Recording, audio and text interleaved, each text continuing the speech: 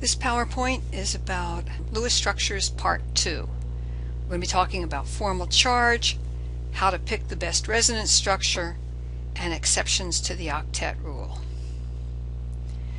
Some molecules have more than one valid Lewis structure, and we talked about that in the Lewis structures part 1. Remember that the skeleton is the same. The atoms are in the same place. The only thing that's different is the placement of the electrons.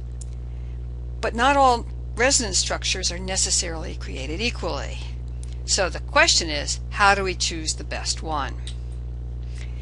And what we use is something called formal charge. So we'll talk first about how to determine what the formal charge is, and then how to use it to determine the best resonance structure. So to determine what formal charge is for each atom, what you do is you count the electrons in the lone pairs and half the electrons it shares with other atoms. And this is from the Lewis structure. Then you're going to subtract that number from the valence electrons for the atom. In other words, for each atom in the molecule, you count the number of valence electrons, and then you subtract the number of dots, that's each electron in a lone pair, and you subtract the number of lines, which is each bond. So here's an example, carbon dioxide. So carbon dioxide has 3 resonance structures. There are 2 that are shown. And for each atom, count the number of valence electron.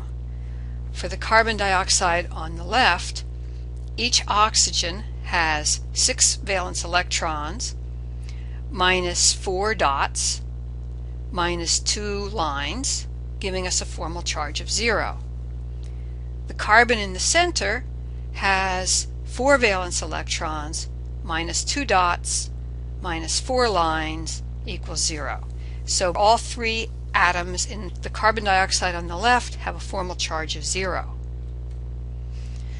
On the structure on the right, the left oxygen has 6 valence electrons, minus 6 dots, minus 1 bond, giving us a formal charge of -1.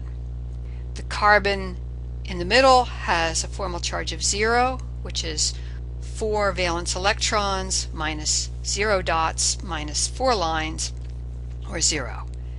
And the oxygen on the right has 6 valence electrons minus 2 dots minus 3 dashes for a formal charge of +1. Here's another example. NCO-. So we have an ion here. It has 3 resonance structures, and those are shown, 1, 2, and 3. To count the formal charge, for the nitrogen on the left, we have 5 valence electrons, minus 6 dots, minus 1 dash, giving us a formal charge of -2. There's an error on the bottom there. For the carbon, we have 4 valence electrons, minus no dots, minus 4 dashes equals 0. And for the oxygen on the right, we have 6 valence electrons, minus 2 dots, minus 3 dashes, giving us a formal charge of +1. So there's our formal charge up there. Each atom has its own formal charge. If we do the same thing for the resonance structure in the middle, the nitrogen has -1, the carbon has 0, and the oxygen has 0. And for the structure on the right, the nitrogen has formal charge of 0, 5 minus 2 minus 3. Carbon again has 0, and the oxygen has a -1. Now, how do we use formal charge to pick the best resonance structure? So here is the cyanate ion again with its 3 resonance structures and formal charges shown above. The best Lewis structure is, first of all, the one with the fewest charges, or the smallest absolute value of charges. So if we look at these structures, this one on the left has 2 different formal charges with an absolute value of 3. So that is eliminated by that rule. Now the other two, numbers 2 and 3, are still in play. The best Lewis structure now puts a negative charge on the most electronegative atom. And if we look at the electronegativity values, N has an electronegativity of 3, whereas oxygen has an electronegativity of 3.5. So oxygen is more electronegative than nitrogen, and therefore resonance structure 3 has the best formal charges and therefore is the best resonance structure, the most stable resonance structure. It adds the most to the actual bonding of the molecule. For carbon dioxide, how do we pick the best Lewis structure? Well, it's the one with the fewest charges and puts the negative charge on the most electronegative atom. And in that case, it's the one on the left. There, all of the formal charges are 0, so that is the best one.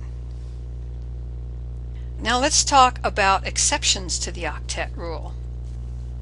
There are 3 types of exceptions, and here are the 3 types. We'll go through them one at a time. So the first type are those that have an odd number of electrons. These are relatively rare, they're extremely unstable and reactive, but there are some ions or molecules that have an odd number of electrons, particularly anything with nitrogen in it. So here's an example of NO that has an odd number of electrons. Another example is NO2. If we count up the number of valence electrons in NO2, we have, for each oxygen, we have 6, so that's 2 times 6 is 12, plus 5 for the nitrogen is 17. So we have 17 valence electrons. Now for a Lewis structure, you put the odd electron on the central atom, if there is one, and you get as close to an octet as you can without going over. What we have is a double bond and a single bond, giving us 6 electrons plus 1 for the 7th. Second type of example is if we have less than 8 electrons. And there are 3 small atoms that generally don't get an octet. Hydrogen always has one and only one bond and no lone pairs. But beryllium and boron also generally don't get an octet. Let's look at an example with boron trifluoride here. And if we assign formal charges, notice the structure on the left, all of the formal charges are 0. For the 3 resonance structures on the right, we have larger formal charge. So the absolute value in formal charge is 2 here, and the formal charges are not as good as they are with the structure on the left. So giving boron a filled octet places negative formal charge on the boron and positive formal charge on fluorine. And that is also bad because fluorine is the most electronegative atom, so it would definitely not want to have a positive formal charge. Also, fluorine is a lot more electronegative than boron, so you wouldn't want the positive formal charge on the fluorine and the negative on the boron. So 3 bonds makes it better here. The dominant structure is the one that has less than an octet, the one on the left. So if filling the octet of the central atom results in a negative charge on the central atom and a positive charge on the more electronegative outer atom, then we don't fill in the octet. And again, that is generally for boron and beryllium. Okay, the most common exception to the octet rule is something that has called an expanded valence or greater than an octet. For example, phosphorus pentachloride can exist only if the phosphorus has 10 electrons, 5 bonds around it. And that is the structure shown at the bottom. We have more than an octet. Now, the rule is that an atom can have an expanded octet only if it's in the 3rd row or below, 3rd row of the periodic table or below. Phosphorus is in the 3rd row, so that can have more than an octet. Oxygen or nitrogen, for example, are in the second row, and they can never ever have more than an octet. Another example here is the phosphate ion, and that should have a -3 up there.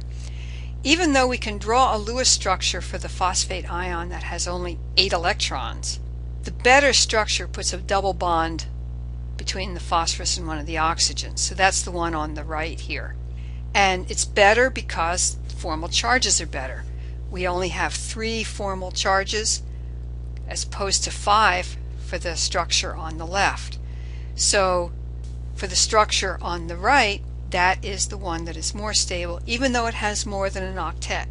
When you're trying to determine the best resonance structure, look at the formal charges if you can have more than a single bond. So when expanding an octet eliminates some formal charges, do so.